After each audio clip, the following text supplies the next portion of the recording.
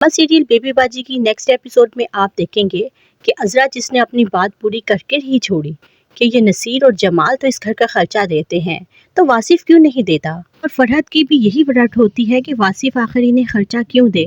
जमाल अपने बाप के पास आता है और कहता है कि आप मुझे इस घर से मत निकालिए, मैं इस घर से नहीं निकलना चाहता और मैं आपके बगैर भी नहीं रहना चाहता।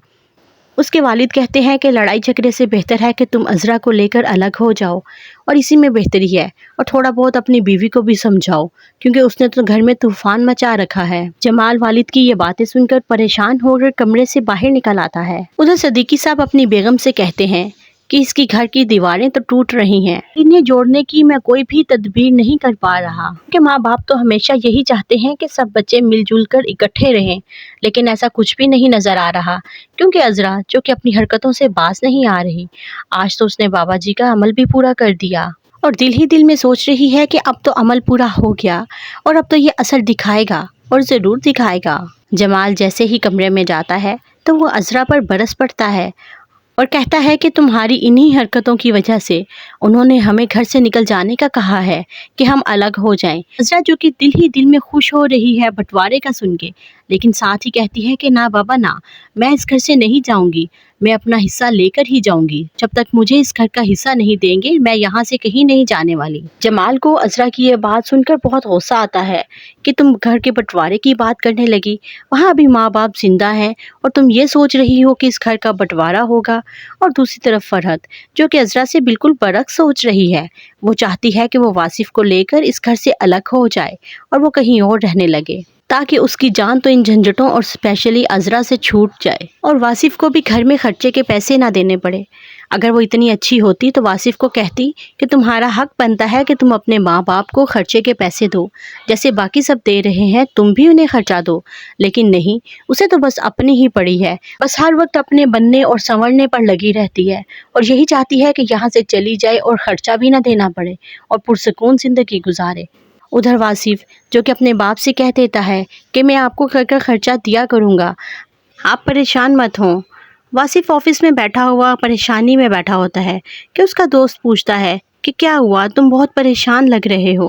वासिफ कहता है कि क्या बताऊं, बस मेरी बीवी घर जाते ही मुझे सारे पलंदे खोल कर बैठ जाती है, ये हो गया वो हो गया। और उधर फरहत जो कि अस्मा के पास जाती है और कहती है कि वासिफ तो पूरा मलबा मेरे पर ही डाल रहा है कि जैसे सारे किए धरे की कसूरवार मैं ही हूँ, हालांकि वो खुद भी तो कुछ सोच सकता है ना।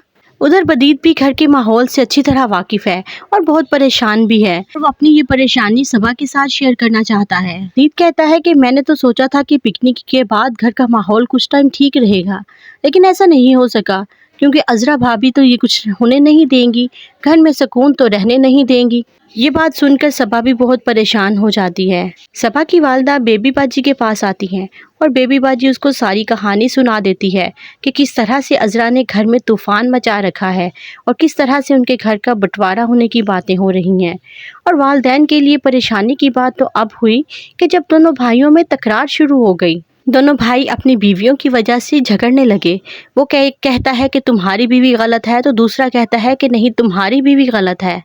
बेबी बाजी अपनी घर की सिचुएशन देखकर बहुत ज़्यादा परेशान होती हैं और नमाज के बाद तो वो बेहोश ही हो जाती हैं। अस्मा जो कि घबराहट में जल्दी से बेबी बाजी के हाथ मसलती रहती है, लेकिन वो बेहोश हो जाती हैं। अब जाकर उन्हें हॉस्पिटल ले जाया जाएगा और फिर भाइयों को एहसास होगा कि कैसे उनकी बीवियों की वजह से उनकी माँ की सेहत बिगड़ रही है और उनके बाप की परेशानी में भी इजाफा हो रहा है।